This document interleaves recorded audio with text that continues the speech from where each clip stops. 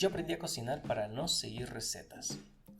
En estos momentos, en la presentación de estados financieros, muchos CPAs y dueños de negocios se preguntan, caray, nos toca pagar mucho impuesto. Por un lado, pues no quieren pagar impuestos porque no ven retribuido ese pago de impuestos en obras, en beneficios, en bienestar para la sociedad. Y por otro lado, que también es muy grande, es que no tienen flujo suficiente para pagar esos impuestos. Como habíamos visto en nuestro episodio número 2, algunos capítulos, no es lo mismo pues vender a tener flujo. Entonces muchos empresarios no tienen el flujo suficiente como para en el momento de pagar ese impuesto pagarlo. Entonces hay esta preocupación, no hay flujo para poder pagarlo o no veo retribuido ese impuesto en la sociedad. Y comenzamos con esta frase porque ya es muy complicado con la facturación electrónica decir, ¿sabes qué? Quiero pagar menos impuestos. Pero bueno, te explico. Hay que entender una cosa. Tenemos tres tipos de impuestos. El principal es el IVA, impuesto al valor agregado. Al momento que usted compra o vende, existe un IVA. Si yo compro algo de $100, pago $12 de IVA. Y si lo vendo, pues lo vendo digamos a 200, pago $24 de IVA. Usted compró algo a 100 y lo vendió a 200 es porque le dio un valor agregado. Entonces por eso se llama impuesto al valor agregado, IVA. Entonces de ese valor agregado usted va a pagar impuestos.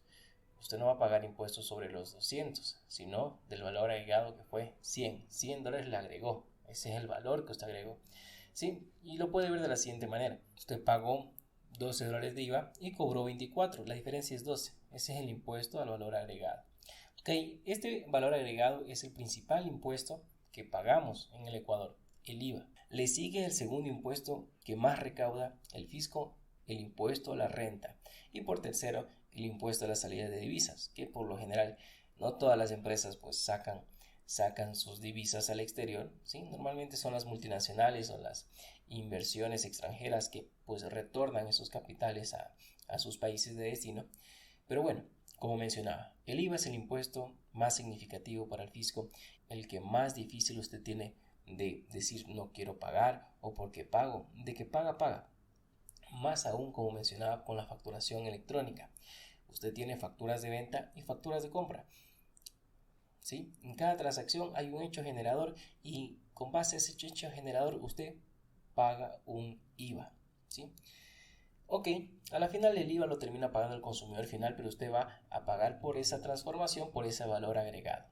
Yo no soy un súper experto en impuestos, pero como auditor externo algo sé.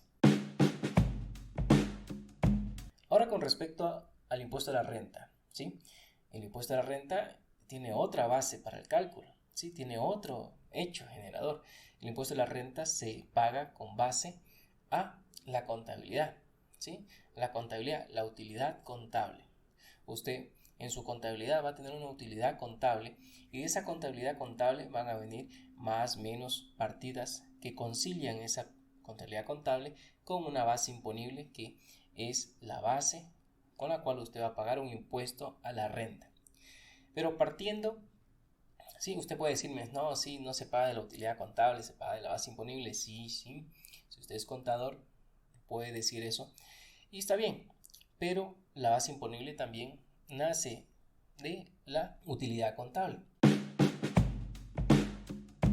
El día de ayer tuve una asesoría sobre NIF, ¿sí? Yo doy asesoría sobre NIF, no necesariamente sobre impuestos. Sobre impuestos te puedo comentar algo con base a toda mi experiencia en el campo de auditoría, en la parte contable, sí, pero hace mucho tiempo yo decidí ser especialista en algo y yo soy especialista en norma contable, no en NIF. Así que me enfoco a dar asesorías en NIF por un tema de especialización. Adicional que tengo un posgrado en NIF, pues me dedico específicamente a ese tema. Dicen que el que mucho abarca poco aprieta. El que mucho abarca poco aprieta. Entonces ella me decía, bueno, tengo que aplicar un impuesto diferido, cuando reconozco el ingreso, cuando reconozco un gasto. Yo le explicaba todo eso y después me dijo, con base a los cambios que hicimos con usted, caray, me sale una base imponible mayor y ahora tengo que pagar más impuestos. Y yo le decía, sí, correcto, y en eso yo ya no me meto. Y ella me preguntaba, ¿pero qué más puedo hacer? Y yo le mencionaba, tal vez usted consideró ciertas cuestiones que necesita evaluar el negocio, como por ejemplo, usted tiene una cartera, una cuenta por cobrar con una empresa del Estado. La empresa del Estado no siempre le paga puntual, y si no le paga puntual, esa cartera se va deteriorando. Entonces, ¿usted consideró ese deterioro de cartera? ¿Sí o no? Me dice, no, no lo consideré. Ok. Ahora, tuvo nuevos proyectos. Su capacidad operativa no esperaba eso. Ahora bien, entonces allí la vida útil de sus activos no van a ser lo mismo. Sus activos se están deteriorando porque están trabajando más de lo esperado. Entonces allí podría aplicar un deterioro de propiedad, planta y equipo. Y también me decía, ¿sabe qué? Mire, tengo algunos gastos de, por ejemplo, de transporte que no le he registrado en la contabilidad porque el proveedor todavía no me da la factura. Eso me va a dar ya en el siguiente año. Y yo le digo, pero si no tiene la factura, usted ya tiene una provisión, sabe que es una obligación que va a incurrir y cumple con el concepto de un pasivo. Entonces, usted quizás no registre una cuenta por pagar, pero sí debe registrar una provisión, provisionar esos valores. Al momento de, pues, provisionar, crea un pasivo contra un gasto y tiene allí un gasto que va a disminuir la parte contable, ¿sí? Y bueno, usted hasta ahora puede decir, muy bien, hemos obtenido más gastos que reduce la utilidad contable y por ende va a pagar menos impuestos. Sí, correcto, sí. Eso es correcto, pero esos gastos no son deducibles. Pero hay una opción que se llama impuestos diferidos. Entonces usted lo que va a hacer es, sí, esos gastos no van a ser deducibles en este periodo, son gastos reales, son gastos del giro del negocio, son gastos con base a la normativa contable, disminuye la utilidad contable, por ende va a pagar menos participación a trabajadores y en el pago de impuesto a la renta sí va a incrementar porque todos esos gastos en su mayoría son gastos no deducibles, pero usted va a aplicar impuesto diferido. ¿Qué es eso de impuestos diferidos?